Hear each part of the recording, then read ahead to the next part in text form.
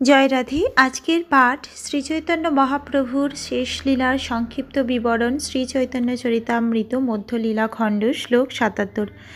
এই শ্লোকের সংক্ষেপার্থ শুনো ভক্তগণ, জগন্নাথ দেখি জয়ছি প্রভুর ভাবন।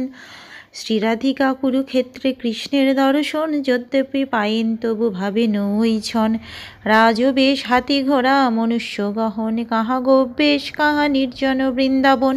হে ভক্তগণ, এই শ্লোকের সংক্ষিপ্ত অর্থ শ্রবণ করুন। জগন্নাথ দেবের শ্রী বিগ্রহ দর্শন করে শ্রী চৈতন্য মহাপ্রভু এভাবেই ভাবিত হয়েছিলেন।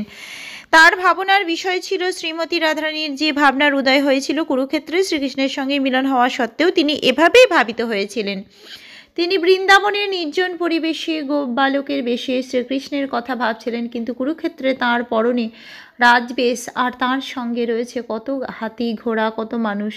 তাই সেই পরিবেশ তাঁদের মিলনের উপযুক্ত ছিল না। সেই ভাব, সেই কৃষ্ণ, সেই বৃন্দাবন, যবে পাই তবে হয় বাঞ্ছিত পূরণ। তাই শ্রীমতী রাধারানী তখন মনে মনে ভেবেছিলেন, আমার বৃন্দাবনের নির্জন পরিবেশে যদি সেভাবেই শ্রীকৃষ্ণকে পাই তাহলে আমার মনের বাসনা পূর্ণ হবে। আহুশ্চতে নলিন নাভ পদার বিন্দাং, যোগশ্রয় হৃদি বিচিন্ত মগাধ বাধৌ। সংসার কূপ পতিত তরণাবলম্বং, গেহং যিষামপি মনুষ্য দিয়াত সদান। গোপিকারা বললেন, হে কমলাভ, সংসার কূপে পতিত মানুষদের উদ্ধারের একমাত্র অবলম্বন স্বরূপ তোমার শ্রীপাদপদ্ম, যা অসীম জ্ঞান সম্পন্ন। মহান যোগীরা সর্বদাই তাদের হৃদয়ে ধ্যান করেন। তা গৃহসভায় রত আমাদের মনে উদিত হোক। তোমার চরণার ব্রজপুর ঘরে উদয় করয়ে যদি তবে বাঞ্ছাপুরে। গোপিকারা ভাবলেন, তোমার চরণ যদি আমাদের বৃন্দাবনের গৃহে পুনরায় উদিত হয় তাহলে আমাদের বাসনা পূর্ণ হয়। ভাগবতে শ্লোক গূঢ়াত্ম বিশদ করিয়া, রূপ গোসাই শ্লোক কইল লোক বুঝাইয়া। শ্রীমদ্ ভাগবতের শ্লোকের গূঢ় অর্থ বিশদভাবে বিশ্লেষণ করে শ্রী রূপ গোস্বামী জনসাধারণের বোধগম্য করার জন্য একটি শ্লোক রচনা করেছেন। যাতে লীলারস পরিমলোদ গ্যারি বন্যা পরিতা, ধন্যা খৌনি বিলৌষতি বৃতা মাধুরী মাধুরীভি। তত্রাস্মাভিষ্যটুল পশু পিভাব বুদ্ধান্তরাভি, সম্বিতস্তং কলয় বদনোল্লাসী বেণুর্বিহারম। গোপিকারা বললেন, হে কৃষ্ণ, মথুরা মণ্ডলের মাধুরী দ্বারা পরিবৃত ধন্য বৃন্দাবন ভূমির বনসমূহ তোমার লীলাবিলাসের সৌরভ দ্বারা আবৃত হয়ে রয়েছে। সে অনুকূল পরিবেশের ভাব দ্বারা বিমুগ্ধ চিত্ত আমাদের সঙ্গে মিলিত হয়ে বংশীবদন তুমি সেই লীলাবিলাস করো। এই মতো মহাপ্রভু দেখি জগন্নাথে, সুভদ্রা সহিত দেখে বংশী নাহি হাতে। ত্রিভঙ্গ সুন্দর ব্রজে ব্রজেন্দ্র নন্দন, কাহা পাবো এই বাঞ্ছা বাড়ি অনুক্ষণ।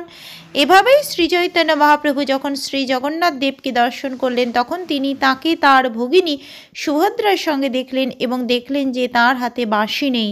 গোপীভাবে মগ্ন হয়ে শ্রী চৈতন্য মহাপ্রভু শ্রী জগন্নাথ দেবকে বৃন্দাবনে ত্রিভঙ্গ সুন্দর ব্রজেন্দ্র নন্দন রূপে দর্শন করতে চাইলেন এবং তার সেই রূপে তাকে দর্শন করার বাসনা অনুক্ষণ বাড়তে লাগল। রাধিকা উন্মাদ জয়ছি উদ্ভব দর্শনে, উদ্ঘূর্ণা প্রলাপ্ত হয়েছে প্রভুর রাত্রি দিনে। ঠিক যেমন শ্রীমতী রাধারানী উদ্ভবকে দর্শন করে ভ্রমরের সঙ্গে প্রলাপ করেছিলেন, শ্রী চৈতন্য মহাপ্রভুও তেমনই রাত্রি দিন ভাবাবিষ্ট হয়ে উন্মাদের মতো প্রলাপ করেছিলেন। দ্বাদশ বৎসর শেষ হয়েছি গঙ্গাইল, এই মতো শেষ লীলা ত্রিবিধানে কইল। শ্রী চৈতন্য মহাপ্রভু তাঁর লীলার শেষ দ্বাদশ বৎসর এইরকম অপ্রাকৃত উন্মাদনায় অতিবাহিত করেছিলেন। এভাবেই তার শেষ লীলা তিনভাবে সম্পাদিত হয়েছিল। সন্ন্যাস করি 24 বৎসর, কইলা যে যে কর্ম, অনন্ত অপার তার কে জানিবে মর্ম। সন্ন্যাস গ্রহণ করে 24 বৎসর শ্রী চৈতন্য মহাপ্রভু যে যে লীলা বিলাস করেছিলেন তা অনন্ত ও অপার, তার মর্ম কে বুঝতে পারে।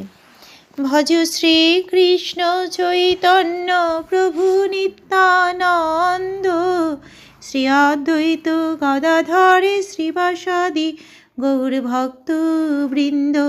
হরে কৃষ্ণ কৃষ্ণ কৃষ্ণ হরে হরে, হরে হরে রাম রাম রাম হরে হরে।